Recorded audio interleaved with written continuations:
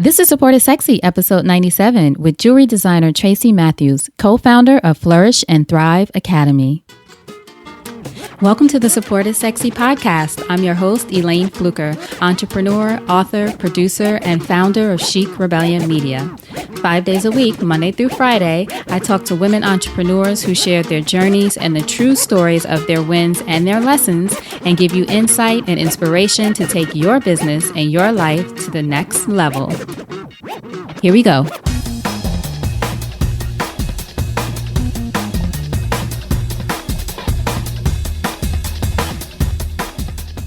Hi, everyone. Welcome to a new episode of Support is Sexy. I'm excited to have you here. You know, it just would not be the same without you.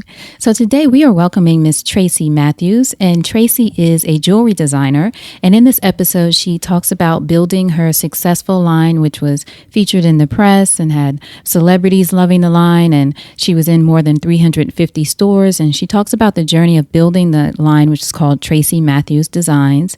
And then she talks about the tough period that she went through when the economy crashed and when she was, in her words, not necessarily prepared for that time because of how fast the business was growing and the things that she later realized she hadn't put in place to protect herself in circumstances like that, which a lot of us as entrepreneurs, solopreneurs, or if we have small businesses with people within the company, when you're growing so fast, things are going well, you have that momentum, great to build on it, but there are things that you can put in place to be prepared to make sure that you, in whatever way you can, protect yourself and the business.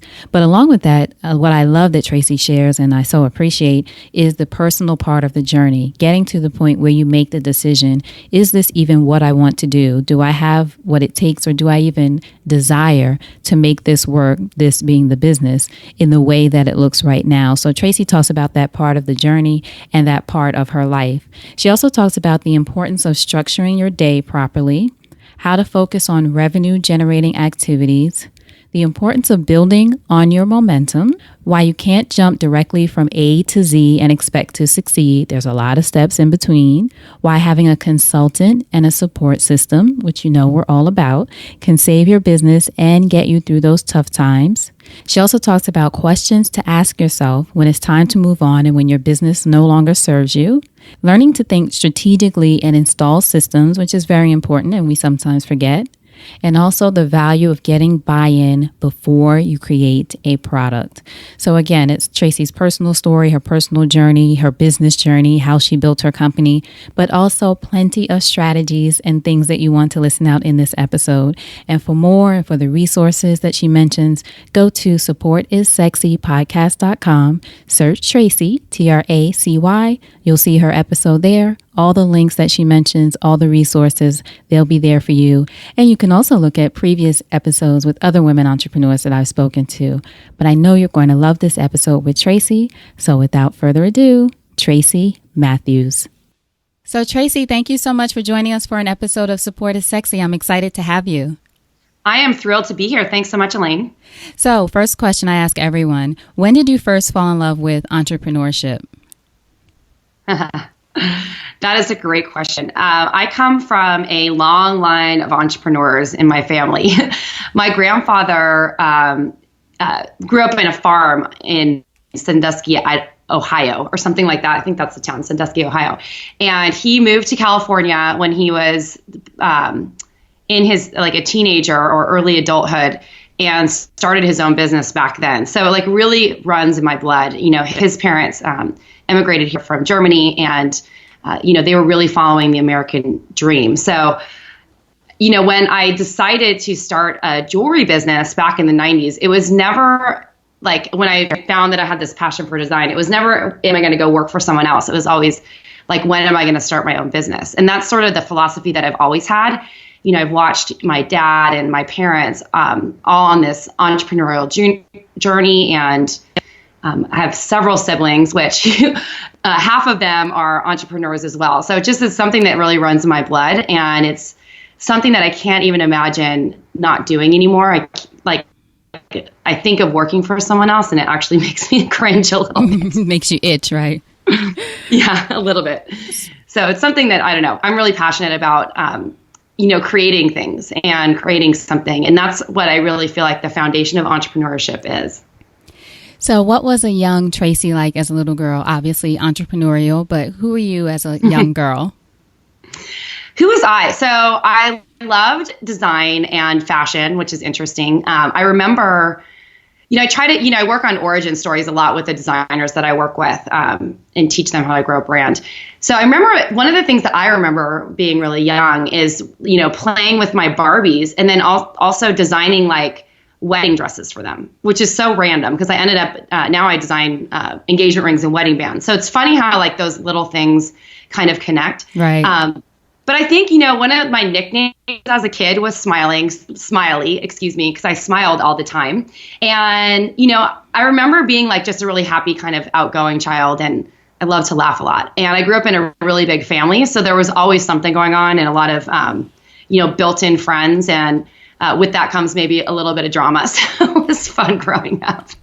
How did you become drawn, do you think, to weddings and that kind of thing? Was it just something that you saw a lot when you were younger, or it just was a natural part of you just in being intrigued by it? I don't know. I mean, I look back and I think it's sort of like a little girl's fantasy, like you're going to go meet your Prince Charming kind of thing. Mm-hmm. And, I think that's sort of why I was interested in it. I loved, I don't remember myself being like a total princessy girl, but I loved like gowns and stuff like that. I don't know what it is, but I remember being a flower girl in my aunt's wedding, which is funny. And I loved the dress. Like me and my older sister were flower girls in her wedding, and I loved the dress. So my sister is older. So when I grew out of my dress as a 5-year-old and I turned like 7, I like put on her dress. And I remember playing around in that little flower girl dress all the time. So there's something about, I think this is really where like my interest in fashion kind of started, mm-hmm. and design was like back in that time. Cause I really had a personal style. I liked dressing up in fun clothes. I daydreamed a lot. I remember that back then a ton. I still do that, but I think that was sort of like this inspiration of creativity and, kind of noticing things around me and things that I enjoyed, which, were like texture material or like memories like my aunt's wedding and stuff like that. So I remember lots of family weddings growing up, and just that experience of getting people together and the celebration that happens and the fun. And that, I guess that left some sort of deep-seated thing inside of me. So when I first started designing jewelry, which is interesting, one of my first markets that I sort of branched into was designing bridesmaids jewelries for brides to give as gifts to their bridesmaids. So it's interesting how it kind of all ties together. I don't really remember like where that stems from, but it kind of filters into like a lot of memories from my childhood. It's one of the reasons that I love asking people these questions, is because it usually, even if they weren't aware of it before, but it sort of sparks this thing of, oh, I was always into wedding dresses or whatever. It's kind of interesting to have that conversation. And what I hope it helps people who are listening kind of tap into, what was the thing that I always loved but never thought it could be a business or a part of my business. So thank you for sharing that. Absolutely. Yeah. So how many siblings did you have? You said you had many siblings growing up? Yes. Or you have I grew up. So my dad has 8 children, and my mother and my dad had 6 together. So I grew up in a household with 6 children. My youngest brother and sister are a lot younger than me. So I never was raised in the same house as them. But we have a great family. It's really fun having 7 siblings. It's pretty nuts, but it's a lot of fun. And I'm the second oldest. So with that, there was like a lot of responsibility, but also the opportunity and the pleasure to get to watch like my younger siblings grow up and be sort of like a leader in my family, I guess, in a way, as an older sibling. And it sounds which was fun. Yeah, and it sounds like, too, that you may have had an opportunity for some support there, because you said about half of your siblings are entrepreneurs as well. That's true. Yeah. The support comes in very different ways. Like my sisters are my best friends. We talk a lot. We talk about everything. In fact, I'm here in San Francisco right now instead of being in New York as we record this interview, because one of my brothers is winning an award for his efforts in football when he was in college. So which is amazing. Yeah. So we're all here, but it's fun because it's, whenever I have a problem or I'm trying to work through something, I think like the first people I call are usually my family. And I know that's true for all of us. It's like one of those things where we're always on text every day. We're like sharing our lives, and then also like sharing our struggles, like if there's something that we need help getting through.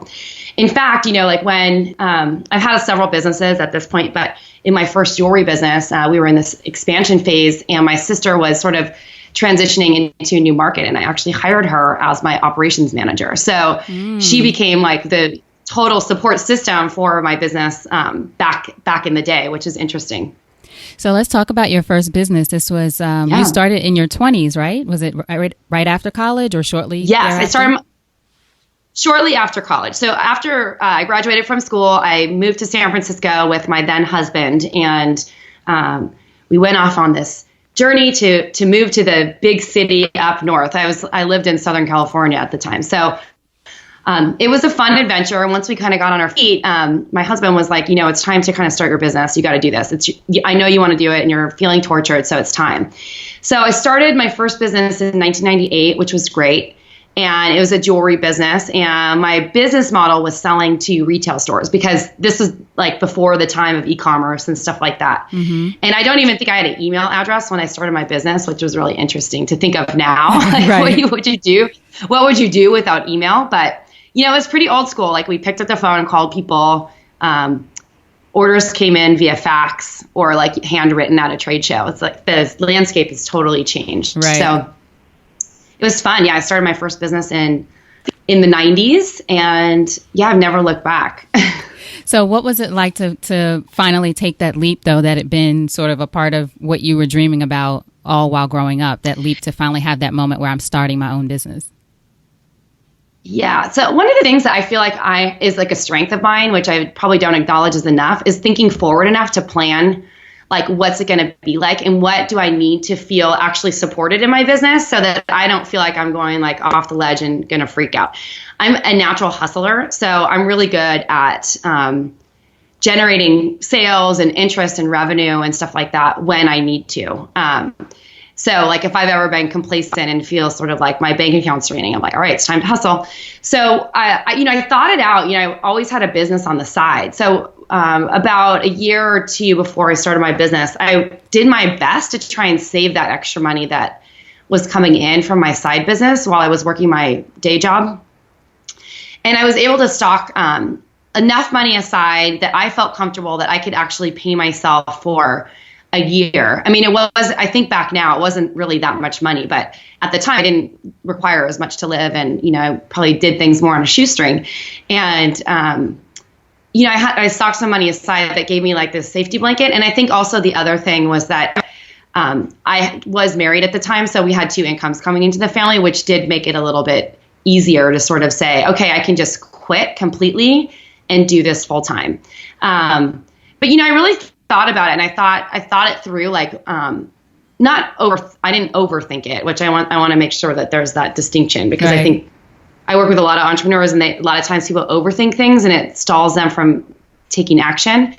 But I really thought through, okay, so how much do I need to sort of like start selling now in my side business in order to put enough money away so that I can, quit and not have an income for a few months, because I know from a logical standpoint that starting in the wholesale realm, selling to stores and stuff like that, it might take some time. Like they might place an order, but it might not ship for 3 months or something like that.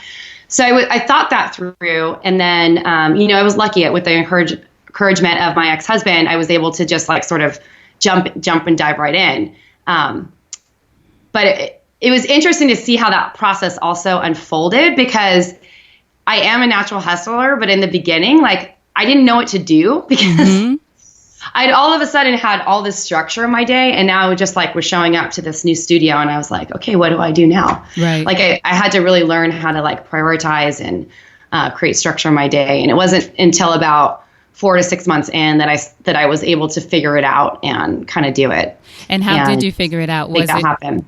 Was it, did you figure it out by doing it, sort of just going through the motion and figuring out what worked best for you as far as structuring your day? Because that is something I think a lot of us don't think about when first starting. It's sort of like, okay, all the discipline, all the consistency, all of that is now on you and whatever you're creating. Well, I think sort of that tipping point for that was that I would come home from work, from my studio, And, my husband would be there or whatever, and he'd be like, so how much did you sell today? And I was like, oh, I'm just working on my collection, trying to finish it. And that was like my excuse for a long time. I kept coming up with these excuses, and then I was kind of like, and he was kind of like, you got to sell something. So I think it wasn't until I was like realizing, okay, you're kind of treating this a little bit like a hobby. Now it's time to figure out like how to make this a business. You've done it before on the side. And I think the reason why it was successful is because you had an end goal in mind. Like you were getting ready for a trunk show, or you knew that you had people coming over, or you were going to be presenting it to a client in person, and you knew that you had something that you had to get ready for to achieve it. So now it's time to create your own milestones and goals so that you can start achieving it. So what I would start doing is setting up the beginning of my day with the most important things I needed to get done that were sort of what we call now at Flourish and Thrive Academy, revenue generating activities. So I would make calls to stores, even if my hands were shaking and I had butterflies in my stomach. And I would try to get at least 3 appointments a week. And so that was the start. And then I would allow myself the rest of the day to kind of focus on working on collection development and stuff like that. And meanwhile, this was like a very different time. Like there weren't all these other ways to get exposure, like social media and like your website and stuff like that, because none of that existed back then. So there was nowadays there's so much that you have to do that I feel like it's even easier to structure your day. So it was a little bit of a struggle in the beginning, but I would really try to focus on the things that I knew were going to move the needle. And then I would try to do my appointments like early afternoon. And then I would, at the end of the day, I would finish up all the random stuff, like making the orders or finishing up collection or designing new collections or the accounting stuff that wasn't super as important for sales, if that makes sense. No, that makes absolute sense. Yes, definitely. Now, your original business, Tracy Matthews Design, was very successful and sold in more than 350 stores, was it? Mm-hmm. Yes, beloved by celebrities. Yeah, I sold 350 stores. Yeah. It was fun. Yeah, 350 stores internationally, which was so cool. I was selling in Japan and all over Europe. Of course, all over the United States, Canada. It was cool.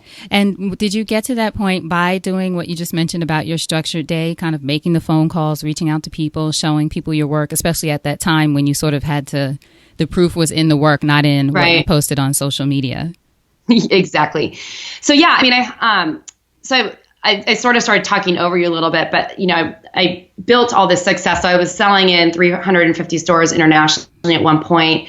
I had a ton of celebrity fans and clients.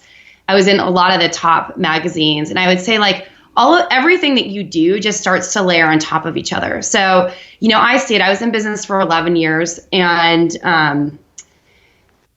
those little efforts in the beginning just start to compound. So you have your target list of stores that you want to be in. And this is the same, this philosophy can be done with any kind of business. Maybe the variables are different, but it's the strategy is kind of the same.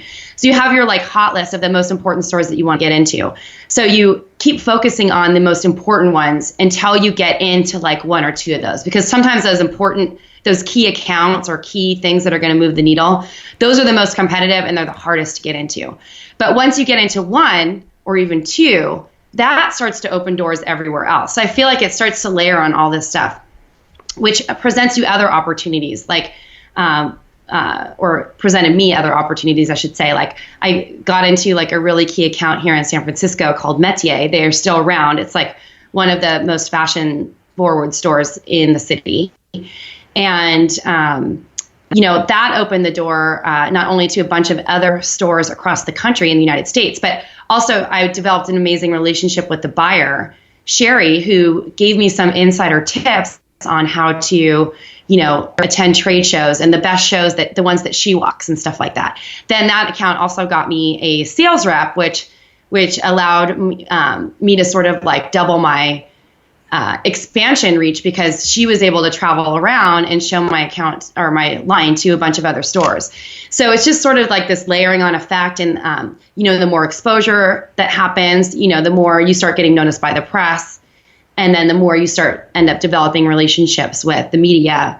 And then that sort of builds into creating these relationships, and word of mouth introductions to stylists who get your work on celebrities. And then you get into these great stores that celebrities are actually shopping at, and then they end up buying your jewelry, which is really, really cool. And, it just sort of like builds on top of that. So that's sort of how I did it. It's just like a step-by-step thing. Like, okay, so, if you're thinking about a ladder, like what a ladder looks like, or a set of stairs, there's like one level and then you go up the next, it's just like building blocks or building steps to go to the next level on the efforts that you've done before. Yeah, that's an excellent way to think about it. Also, that you can't go from the first step and jump up a flight in one sort of, which a lot doesn't of us happen that way. Yeah, it doesn't. Takes time. Exactly. And like you just mentioned in your journey, you have to build momentum once one door opens and another, and you just keep going and things start to come as you keep moving. That's great. Now, I know in 2009, sorry, go ahead. Oh, yeah, go. I was going to say there's, we can talk about this in just a minute when we talk about 2009. I know what you're gonna bring up, but one of the things that I want to remind people, because I want to just highlight something that you said, you can't go from like point A to point X like right away or Z, because what ends up happening is like your business can explode, or you're not like set up for the support wise in order to have that economy of scale if the internal structure is not prepared. Right. You can't just go from like A to B that way. It won't work. Right. If you want your business to succeed, I should say. No, that's a good point. And it's also because you're not just saying it from the point of, oh, no one can go from A to Z. It's sort of like you don't want to go from A to Z. You need to go. You need to take those steps in between. Yeah. Excellent. Exactly. So I was going to ask you about then this shift. I mean, your business, as you just told us, was so successful by the way of growth and getting attention from celebrity, and then also being featured in the press and in all these stores. But then you decided to make this change and shift in direction. Can you tell us about that shift and why it was important for you to just even realize that you wanted or needed to make that shift? So it was interesting. 2008 happened and the economy crashed.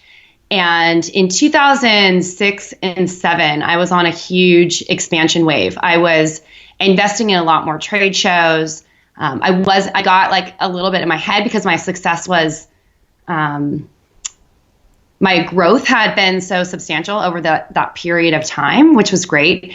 And so I kept trying to add things almost to that like momentum wave into the fire without not only properly thinking it through, but also without having like the proper support and systems in place. And what ended up happening is that 2008 happened. I had shipped a bunch of orders and a bunch of these key accounts, some of them that I'd been working with for a long time, some of them that I'd been just shipping, filed for bankruptcy and left me out of, basically like I was just out of that money, like $30,000 order here, $10,000 order there, to the tune of like over $100,000 in bad debt from companies that were either closing or filing for bankruptcy. And it was crazy because a small business like mine, I mean, we were close to at that point like $1 million in sales, but a small business like mine, that's a lot of cash flow that's not coming in that you are relying on to pay your people and to pay your vendors, to pay the people actually, sitting in the office with you every single day. And it was pretty crazy time. So during that time, right before all this happened, I had started working with a consultant, which I feel like I should have probably hired that system of support like way, way in advance. And I kept pushing it off because I had this excuse, like I could use this money to invest somewhere else in my business.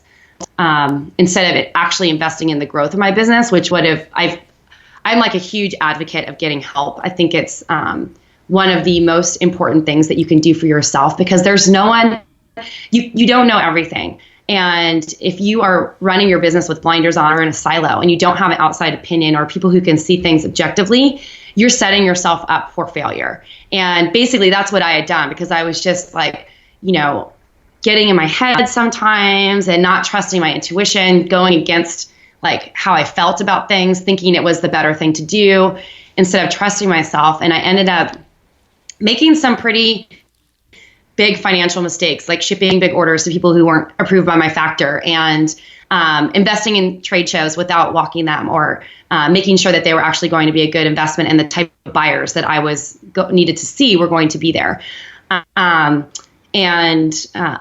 a bunch of other things. But what ended up happening is that I started working with these consultants, and the consultants, my consultant Phil, who rest in peace, Phil, like he passed away a couple years ago in tragic accident. But this man like changed my life about how I looked at business and looked at things. And he would sit there in the meetings, and we'd go to his office, my sister and I, and we'd sit there, and she's like, she would put the hammer on me and be like, we gotta, you have to deal with this. And I would be like wanting to hide under the covers. I'm like, I don't know what to do. I feel so confused. And he would just very patiently sit there with me and tell me like a parable, and then relate it to my business.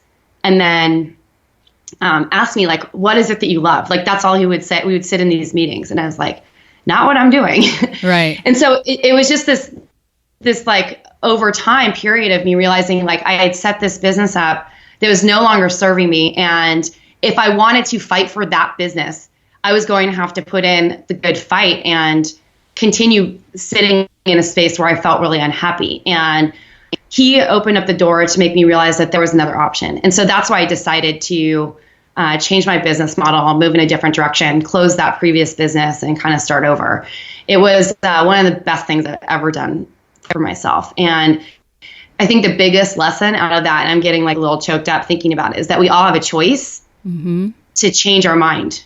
It's like the thing that we start out on the first time in business isn't always the thing that we're going to end up with later on, and there's many roads to success. And sometimes success, lands in, a little failure or hiccup that might seem devastating at the time, but I feel so blessed for that crazy experience to have gone through it, which sounds really crazy because it was like such a hard couple of years, but really changed things for me like monumentally.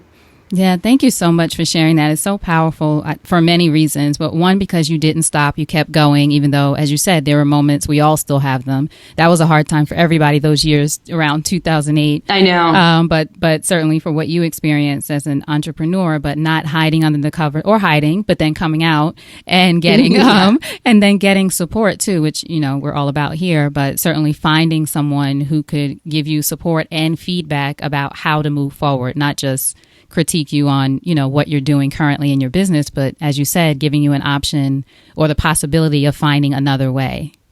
Absolutely. Absolutely. Now, how did you connect with Phil when you wanted to find someone? Was he someone that was already there and you asked him for some advice, or did you seek out this consultant?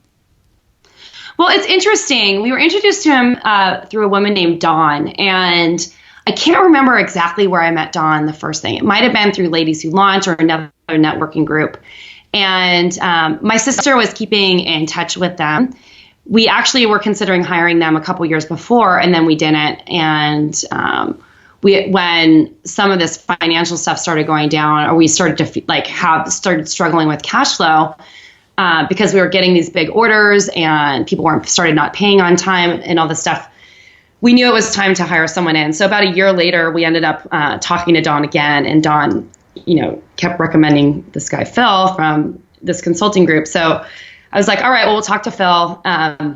And, he gave us the fee, and we were both paranoid because it just seemed like so much money at the time. And now it's like, that money was like the best money I ever spent. I wish I would have spent it like way, way earlier, because, when you invest in yourself in that way, it's like, so like you get from point A to Z, as we were talking about before, so much faster because you can see things in a totally different light. Right. And you have someone to ask questions of instead of, like you said earlier, staying in your own head and trying to figure everything out yourself. Absolutely. Yes. Now, when did you realize, you said that it's the best decision that you made and you're glad that you invested, but what was the point where you feel like you felt like, well, first of all, I want to ask you, was it hard to let go? Because I've been through something similar where it's hard to let go of that first business, especially for you. It was successful and all of these things, before the crash, which wasn't your fault. So was it hard to let go and say, you know what, I'm going to stop this and start something new? And then at what point did you say, yep, this was the right thing? Oh my gosh, it was so hard, Elayne. It was like I felt, I don't have children. And this is something that I had spent 11 years building. It felt to me like I was raising a child. I mean, no, it's not a human being. So you can't really compare like an actual like child to a business. But at the same time, this is like my passion project. And I think like the most devastating part about letting it go and like letting go of control really came from my identity in the business. Like, this is who I was. Mm-hmm. I was this designer. And, when I started out in the jewelry industry, I always, I mentor like thousands of designers today, and everyone has like a different vision of what success looks like. Success to me back then looked like being on a world stage, like selling internationally, being a known designer that people knew about, and that was a coveted brand that like celebrities were wearing, and that were on the pages of the magazines and all that stuff. Like, that was really important to me at that time. So there was like this ego piece tied into it, like, oh my gosh, like I'm a failure. Everyone's gonna know because they're not gonna see my jewelry in all these places anymore, and it's gonna be this like awful thing. So I did kind of go into hiding for a little bit. I've been a long time practitioner of yoga, and I was actually teaching yoga on the side when I'm one of those people who can't just do one thing. I have to have like two businesses or something. I understand. So, and I have two businesses now, which is funny. So I was always like teaching yoga on the side because it was like a fun way for me to like express, a different type of creativity and teaching. And I'm such a believer in the power of yoga that I, for some reason I wasn't planning on teaching, but I just started to. And I remember thinking to myself, like when I was doing the wind down for my business, I'm like, well, maybe this is a sign that it's time to go into a different direction with your career. You have a pretty good following as a yoga teacher. Why don't you like just pursue that and like move in that direction? So I started, I was in New York at the time, and I had taken some time off teaching, but when I started back up, I had at one time like 15 classes a week, and I was teaching a couple of privates to like corporations and stuff like that. And I was hustling and running around the city, and I was like, oh my God, this is great. And then after about a year of that, I was just like, oh my gosh, I'm tired. This is so hard. Right. It's hard to, it's like there's something about like putting that much like teaching energy out every day that's a little bit draining. And I was like, I could go down this path, but I feel like, I was still kind of starting up my new jewelry business, and that was building momentum. I'm like, okay, I have to decide on one way or the other. And I think yoga is just like the side project, and it's always going to be the side thing. And jewelry is really the passion. So I had to kind of go down that route to like prove to myself that it wasn't what I was supposed to do, that jewelry really was what I was supposed to be doing. And when I really committed, I put the energy in. I did take a little bit of time off. I wasn't designing jewelry for about like 6 months to a year or something that regularly. But I found Marie Forleo and this class called B School in 2010. It was the first time that she had launched it, and she was doing it with Laura Roeder at the time. And I was introduced to it by a friend that I had just met named Kate Northrup. And I was like, well, what is this thing? I don't even know how to really build a business online. And I, from that point on, like never looked back. I'm like, okay, there's a new way. I knew that I was going to have to reach my audience online. And even if I wasn't going to be necessarily doing e-commerce, this was like my business postcard really, and a way for people to find me who didn't know me. And, I never looked back. And within 18 months, I had one of my most, I'd done almost $1 million in revenue with my other business, in a year and in 1 year, but I never had like profitability like I had in this new business, with much less sales. So it was really interesting because after 18 months of like applying those principles and learning how to really market myself and put myself out there, not only in the one-on-one space, which I was already pretty skilled at, but also in the online space, like so much changed. I ended up like setting a goal, and then I ended up tripling it in 1 month, which was like really, really crazy.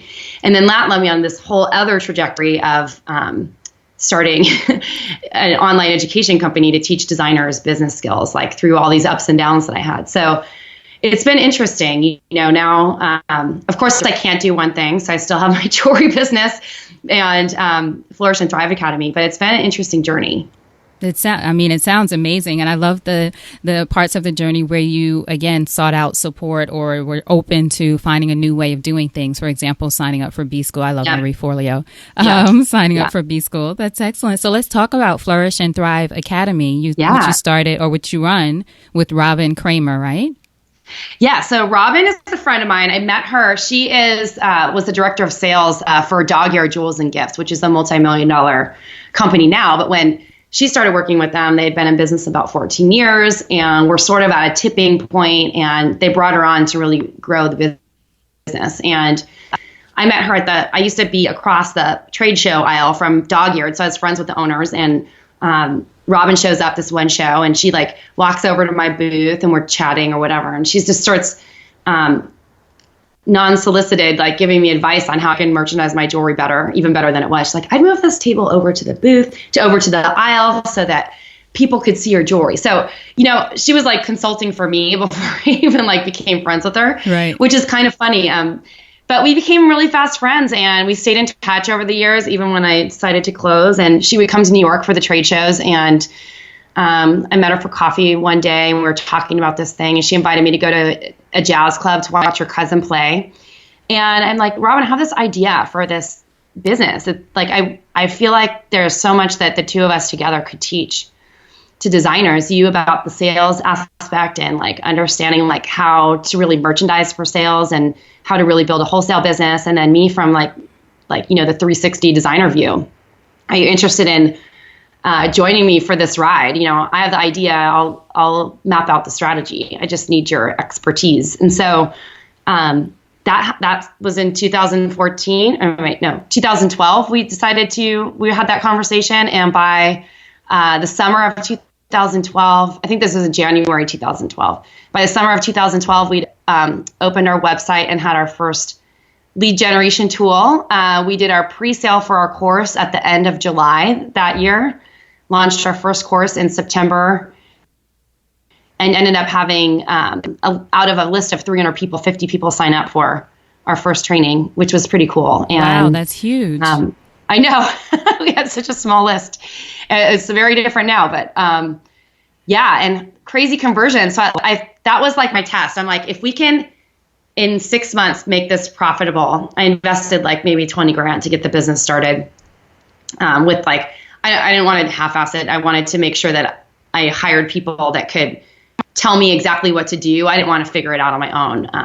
So I hired Natalie Lucier and like some other like really amazing experts that gave me like literally step-by-step, which I can't recommend enough. I mean, don't throw money away just to throw it away. But if you have the money to invest in stuff like that, it will save you so much time in figuring stuff out, like great investment. Was this sorry to interrupt, was this figuring out as far as building your website and that kind of thing, or more so launching courses and that kind of thing online?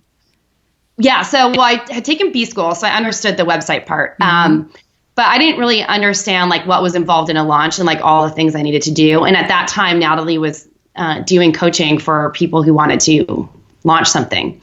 So she literally like held my hand and walked me through the step-by-step process of what you do in a launch. Like, here's how you set up training videos, and here's like the emails you need. And here are, you want to probably pre-sell it before you bring it to market to see if people actually want it, because you don't want to spend all this money and time creating a course that nobody wants. Right. So that was like a huge, I'm like, oh, you sell it before. Oh, I'm like, right. Oh. And it's little things like that make all the difference, right? I know. I've heard of so many people launching a course and no one buys, and they spent all this time making the course. I'm like, you better test that idea first, because people don't necessarily always want it. You might want to make sure that it's something they want before you buy it. So I got like 20 people on my list to raise their hand, say they wanted to buy it. So I was like, okay, that's enough. Mm-hmm. I think we can get some more after that. And then when the whole thing was said and done, we had 50 people signing up for that first course. And what was that first course? It's our signature course called Laying the Foundation. Excellent. Which is, launching in January of next year again. So it's one of the only courses that we run live anymore. The rest of our courses are either on Evergreen or sort of done as a home study situation. But it's our best foundational course. It's really, really been an amazing ride to see how many designers have gone through it now. It's pretty cool. Now, why did you and Robin both feel that creating a space focused on sort of mentoring, courses, education for jewelry designers was important? Meaning, obviously, the market is important, but was there something missing out there, or were there things out there that you thought weren't exactly right for people? What inspired you to say we need to create this academy? I think me when I was 20 or like 25 was like our dream client. You know, I had questions all the time, and I'm really, really good at figuring things out. So I'm, very, very resourceful. But there were just certain things, I would be like talking to a friend. I'm like, oh, what are the best stores for, what are your favorite stores? Like I had this friend who's a sweater designer, and she still has a really successful brand. But, it's a different industry. She's selling sweaters, not jewelry. So she would give me advice, and, I think at first she was kind of hesitant to even give the advice. She's like, I don't know if I should be telling you all this, but there's this weird thing in the jewelry industry because you'd ask the same question to someone who's your peer, and they would not give you the answer. It's a very tight-lipped industry. I don't know what it is about jewelry designers, but people in fashion and accessories and handbags are very different. But for some reason in jewelry, no one wanted to share secrets. And I was like, I don't get it. I remember I had a really good friend. This is like a true story. I was like in business for maybe like 7 years by this point. Really good friend. Like every time we were at the trade shows in New York, we'd have dinner at least once. And she had a really successful jewelry line too. And our products, sometimes we shared a rep, and our products sometimes a lot of times we're in the same stores. I'm like, what's the big deal? I asked her a question about where you get hang tags. And she's like, I can't share that resource with you.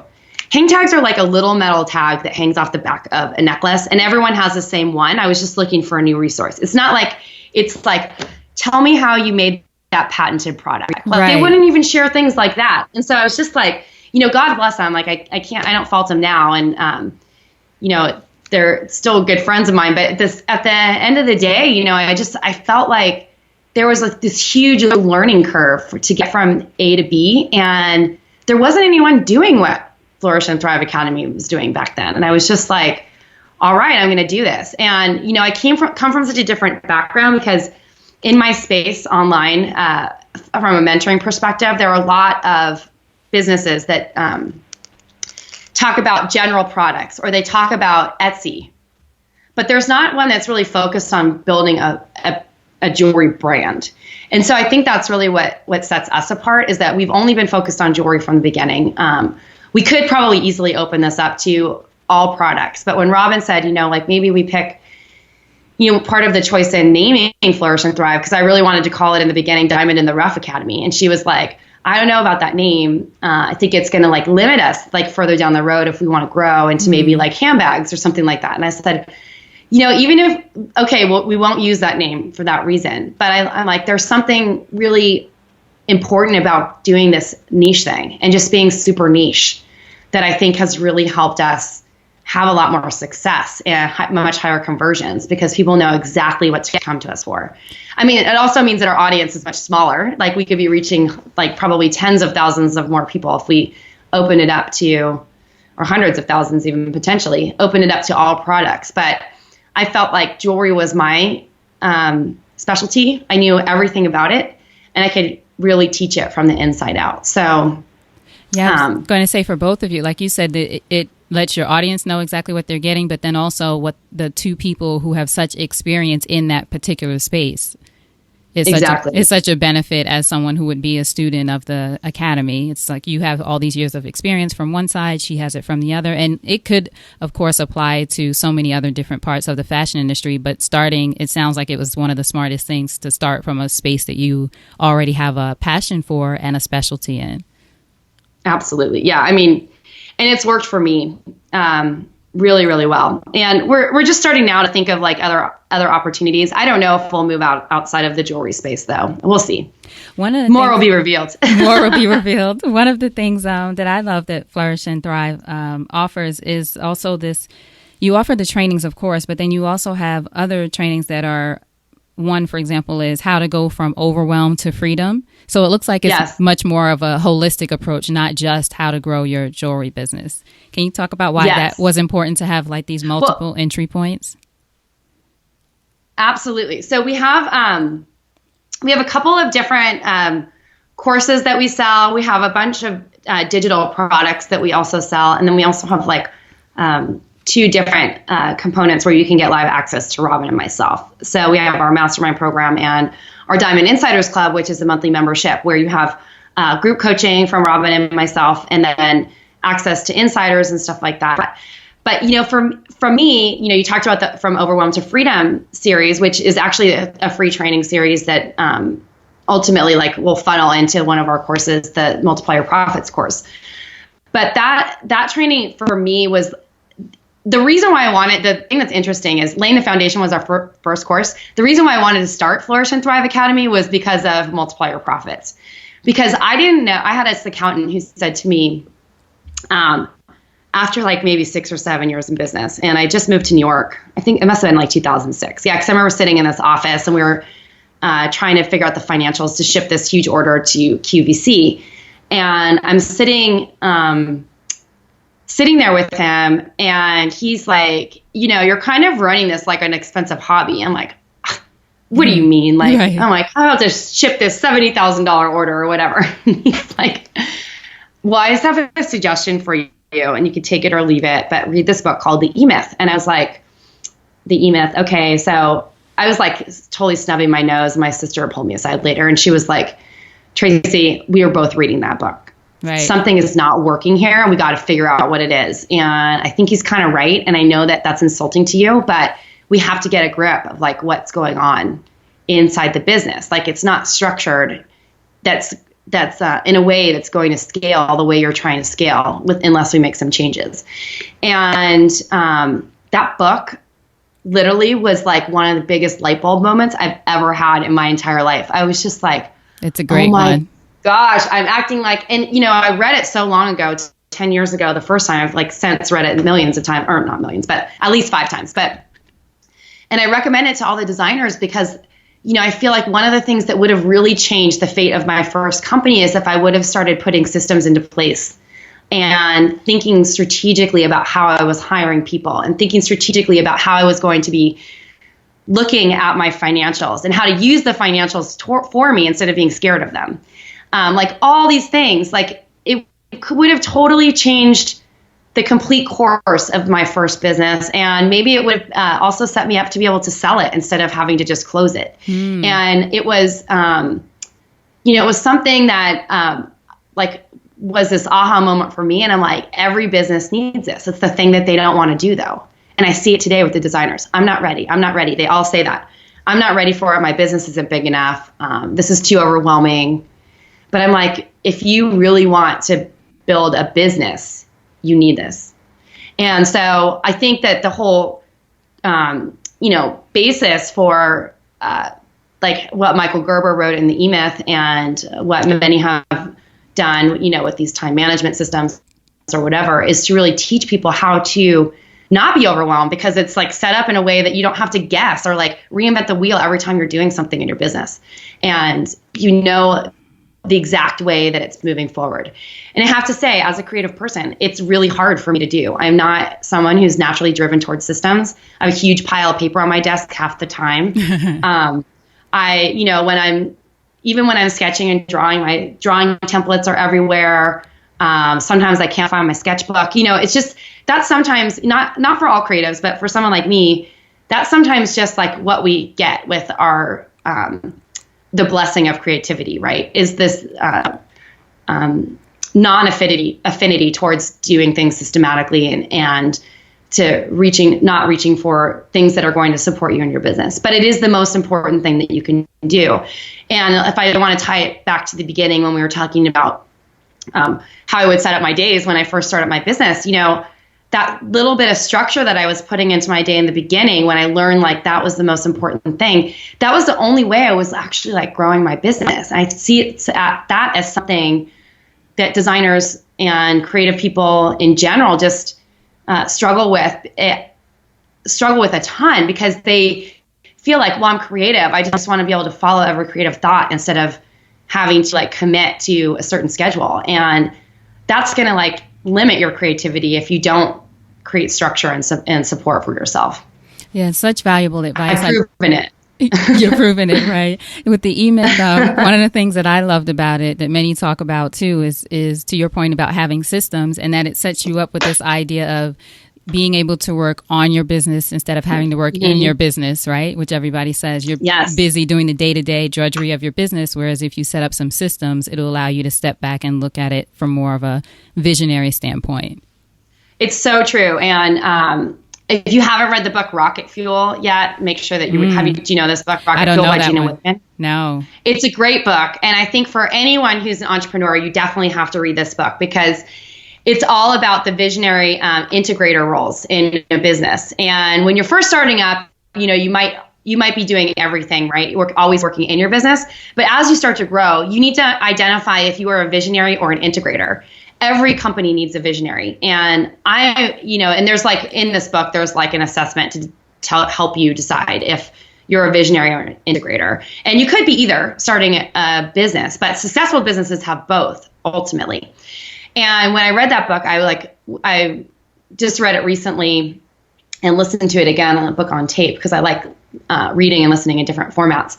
And I started almost crying when I was listening to it. I'm like, I'm not crazy. I'm just a visionary. Right.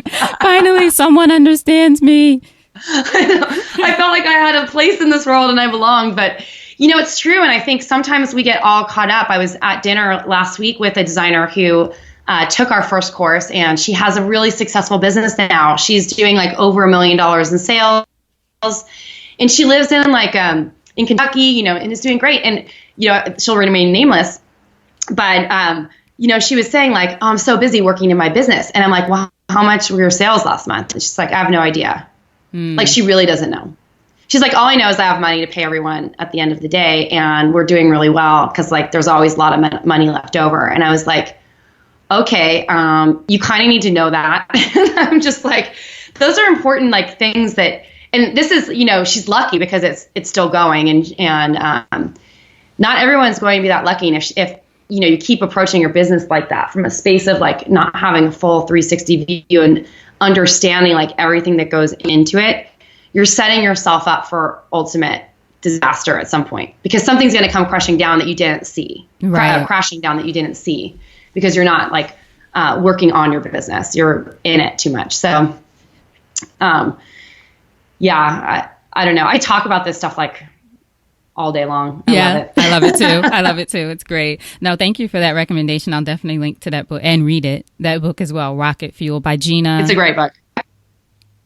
Gina Wickman. Wickman, got it. And he has another book called Traction. So if you're starting to traction and get a grip, it's basically the same book, just it's written differently. One's more storytelling and the other one's more like step by step. Here's how you do it. But it's about setting your teams up for success and hiring A players and understanding like how to set 90-day goals and metrics for actual growth and achievement of your goals. Excellent. Which is really cool. I love it. So just a few more questions for you. This has been great. Yeah. What would you say entrepreneurship has taught you about yourself as a woman? Oh my gosh, it's taught me how to trust my intuition, because I feel like there were so many times when I wasn't listening to myself and I was just doing what I thought was the right thing instead of feeling in my heart like, is this the right thing? And a lot of times, I mean, you want to make sure that you have the data and information to back up your intuition. But at the same time, it's like a lot of times that first hit, like, if something feels right or it does not. And anytime you follow that path of, I mean, I can say this, I work with custom clients right now and people buy my jewelry for thousands of dollars. Anytime that I've had a hesitation about taking on a client, they have been the biggest pain in the ass in the world. And I basically end up making no money, even if they're paying me like $30,000, because I work so hard for that money that it's like at the end of the day, I probably made $15 an hour. And I'm not in business to make $15 an hour. Right. So, it's like you have to trust that like it's okay to say no to things, to opportunities that present themselves to you if it doesn't feel right. And it's okay too to, even if you're already in the process or working with someone, to be able to quote unquote fire your client, as they say. Exactly. In a loving way, but still, yeah. Yeah. Fire a client or, it's a little trickier in a custom jewelry project because there's usually money that's already been like purchased into things. So I usually have to follow them through. I haven't had a case yet where I've ever had to give money back, which is good. But there, you just don't want, I don't know, it's tricky. But yeah, you can fire a client or, also that intuition tells you when something is good too. Right. You want to make sure that you're following that. Absolutely. Now, if you think of your life and career and you had the chance to thank only one person whose support was critical to you personally or professionally, who would that be and what would you say? Oh my gosh. I think, I'm going to cry right now. I think I would thank my sister, Carly. And I say that because she's like one of my best. It's hard to say she's my best friend because I have other sisters. I don't want to hurt their feelings either. Mm-hmm. But we're so close. And there was a time when when I closed my business, that we weren't even talking, because that was a really hard process, I think, for both of us to go through. And she sacrificed a lot to work for me and to kind of come into this to be a partner. And what she helped me see got me to where I am today. And it's pretty incredible. That was a really hard time, I think, for both of us, and she sacrificed so much to actually like help me follow my dream instead of following her dream, which was huge. And I'm also so grateful that we were able to come out the other side and sort of repair, I don't want to say the damage, but be able to like repair what had been sort of damaged in that couple of years that we worked together, because it was such a tough time. We weren't really getting along and stuff like that. And it was like a huge learning experience, I think, for both of us that put us on trajectories to where we are now. And now she is doing like amazing stuff for big banks and helping them grow their teams and operations, which is pretty cool to see. So I'd have to say Carly, my sister. Thank you so much for sharing that with us. Makes me feel like crying. Oh, you're welcome. I can't believe I started crying. I know. It happens when people think about that person. It happens. Thank you so much.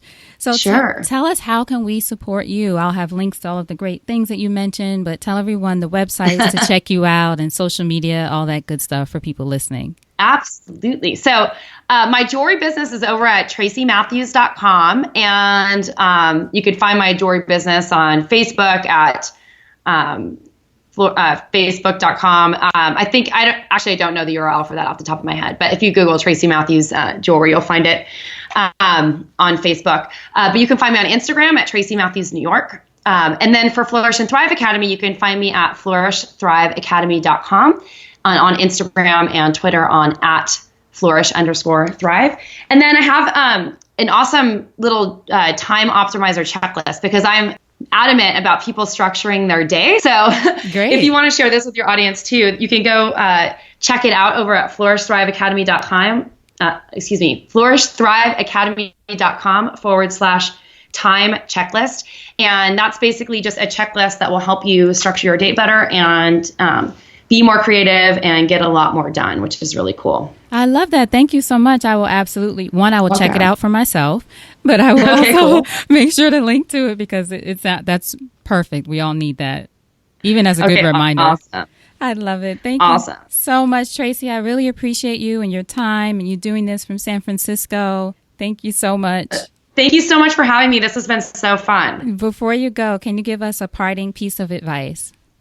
Oh, yes. And I've said it a couple of times during this interview, but I think you need to make sure that you trust yourself and trust your intuition and commit to trusting yourself. And then also, I think, stay positive. It's so easy, especially when you're working alone, to follow a rabbit hole and like go down the hole and get all caught up in your head and think like that the world is ending or something like that. But just, remember there's always a bright side. And on the other side of any, sort of what might appear to be a business failure, there's something so much better on the other side. So if you can try and keep, stay positive as much as you can and look at the lessons learned throughout your experience, I think your journey as an entrepreneur will be much more successful and flow with a lot more ease. Excellent. Tracy Matthews, thank you so much. Hold on just a second for me. All right. Thank you so much for listening. I hope you enjoyed that episode. And the challenge for you is to take at least one thing. You can always do more than one thing, but take at least one thing and incorporate that into your business today. Take action today. Also, be sure to go to supportissexypodcast.com to get more information about this episode and to see previous interviews that I've done with other fantastic women entrepreneurs. And while you're there, be sure to go to the free resources button so you can see what kind of resources I'm offering to you guys. Right now, it is a 3-part audio training on how to make brave decisions. The decision to do something is sometimes scarier than even the actual doing. So go to supportissexypodcast.com, go to the top, click free resources, and download that free audio training. All right, so thank you so much again for listening. Until next time, you know what to do. Go out there and create something sexy, and I'll talk to you soon. Take care.